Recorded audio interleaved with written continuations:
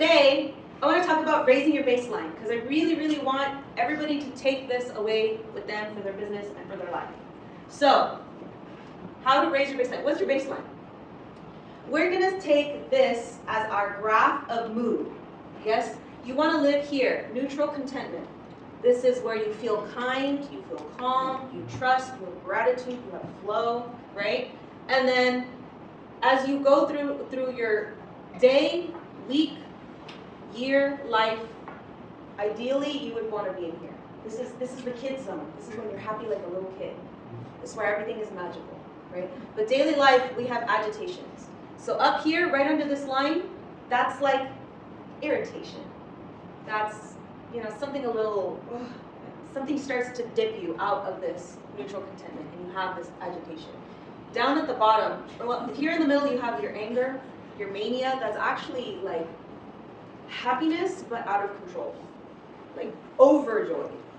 Your worry, your sadness, your fear, right? And then down here, you have like rage and panic and stress. Okay, so panic and stress and all that. Once you cross this line, this is the line of overwhelm. This is the overwhelm threshold. Once you pass this line, you can no longer do anything to come back up. You feel frozen, right? So the point of the agitation is actually to move you to do something to resolve whatever issue has agitated you. That's what this section is for. You're not supposed to live here. This is supposed to be to motivate you to get back up. But in our society, we don't know to do that.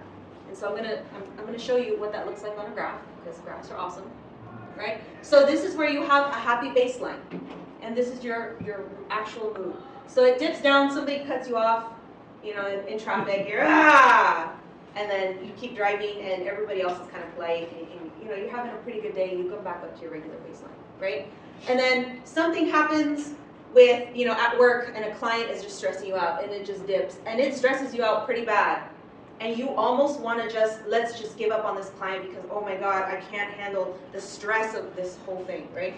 But eventually, you let them go, and life resumes, right? And then a devastation happens. Something that is so bad that it puts you into a state where you cannot do anything about it, right? And you feel like you want to put your head in the sand, and this is just, I can't deal with it. I can't deal with it, right? This is overwhelm. But now that you have this, you can cross that line back up into I can, right? With a friend's help, you start looking at, recovering from this terrible thing, right? But now your baseline has changed, and you fluctuate between this freeze, and you live your life doing what you need to do, but you go home and you are scrolling. So I've mentioned before, scrolling, watching TV, distracting patterns, that's functional freeze.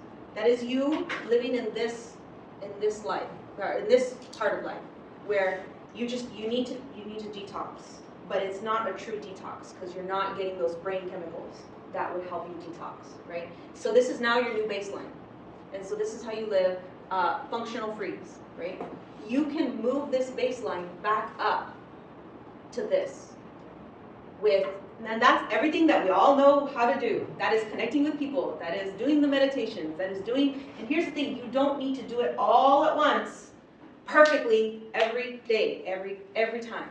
Sometimes you sit for 5 minutes and you just exhale until your heart rate comes down, right?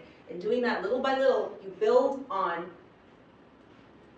your way back up, and you're able to handle each situation that you handle, and you're like, yeah, I did that. That gives you a little boost. So you're able to raise your baseline back up to where we're supposed to be naturally as humans, right? This point is extremely important because you're finally going to be feeling good. And you think you're going to feel good for the rest of your life, or at least the next bad thing happens, right? This is such an important time, because when you're feeling good and nothing happens to you, and you dip back down, you're going to question why. Why am I all of a sudden sad all over again? Nothing has happened. What's happening is your body feels safe enough to process something it didn't get to process when it was down here. So sometimes you just have to write it back up and just know that if you keep on your self-care practices, you can come back up to this baseline. And so this is what I encourage you to do, especially if you're dealing with something at work. This is also something that I encourage you to teach your children. Be kind with clients, because a lot of people, like I said, are living down here in this baseline.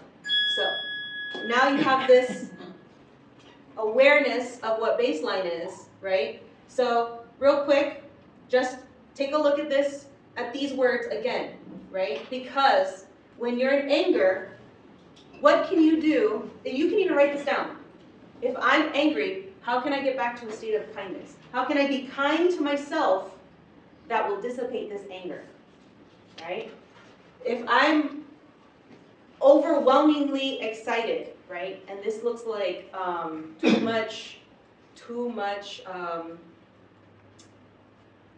like you're spending money recklessly, reckless habits, right? You think you're happy, but you're being reckless and other people can see it. How can you have more calm come in? And these are the corresponding things, right? So worry, how can you trust? If you're worried, that's dropping you. Even though it feels like something that's not strongly impacting your emotions, a constant state of worry is going to be aggravating. So this is important because you're cooking, your chemicals are cooking. That's why cortisol is a thing, right? Worry. So how can you trust? How can you go from sad back into gratitude? Is not just, being thankful for, it's actually a state of being where you are happy that you have the things in your life and the experiences in your life, right? And then fear is like you can't move. You're so afraid you can't move. So how do you get back into the flow? That's where the inspired action comes in. Because you do the things that you feel is the natural next step. We want to get into a state where we're like water, where the natural next step, the path of least resistance, is the thing that's easiest for us to do. And so this is the last one, you guys. So thank you guys for letting me be one of the presenters for this term, and I have gratitude. This is great. Thank you so much. Oh my gosh. Last one. Good job.